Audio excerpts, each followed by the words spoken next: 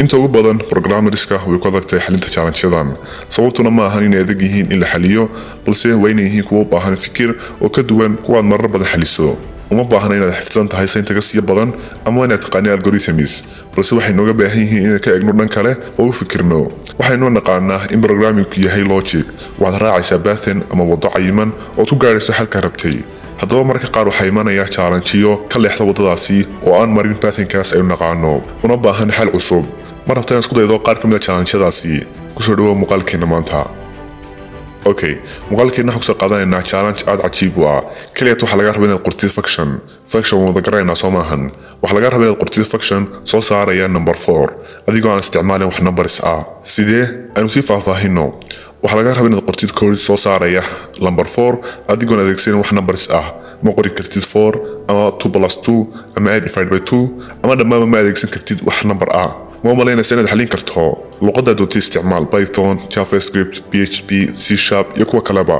waxa uu baal ah ma adka bas wuxuu nooga baahan yahay ka fikirto si ka baxsan qaabkii aad u qabsatay qishii hadda rabtana ha ku mashquulin wax number ah ka fikir dhanka xarfaha ama stringska iyo booleanka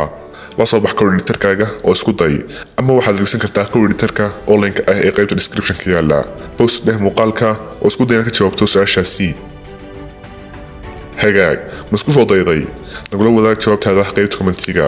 haddaba xalku waa fudud yahay seen soo sheegnayna waxuu kaliya inooga baahan yahay inaynu dhinacyo badan ka eegno oo fiirsano okay haddaba su'aashan ah inaynu qorno function soo saaraya number 4 inagana adeegsanay wax number ah waxaynu ga jawaabi karnaa dhowr qaab xalka ugu fududina waa inaad tiriso xarfaha array ka kooban 4 xaraf sidee okay waxaanu tusaalahaan adeegsan karnaa luqadda Python luqad kastana inta ugu badan waa ku samayn kartaa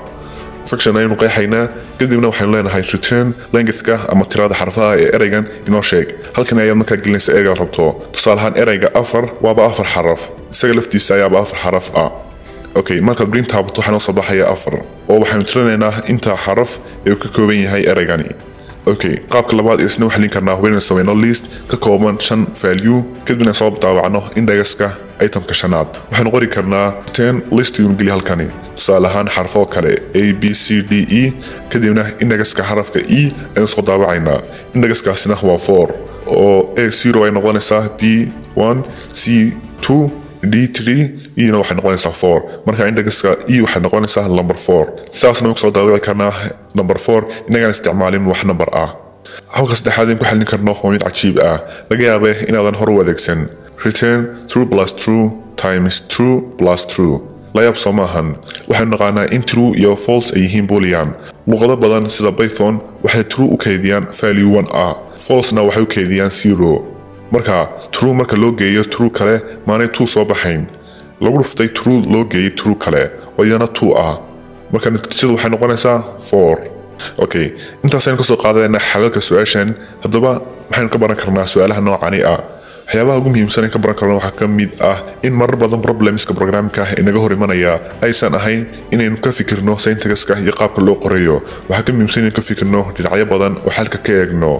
sidoo kale marar badan xalka ugu fiican ee aad problemku xalin kartaay ma ahan ka ku muuqda aad markiiba soo wad heshay programminguna ma ahan inaad markasta raacdo shuruucda loo dhigay waa inaad la iman karto hal abuur cusub xilligan oo AI-gu si xawaare leh u socdana weli waynu u baahanay problem solvingka iyo fikirka marna kama maarmayno labadaasi haddii si sax ah uga jawaabto su'aashani nagula wada qaybta commentiga hana ilaawin inaad la wadaagto challenge-gan asxaabtaada mahadsanid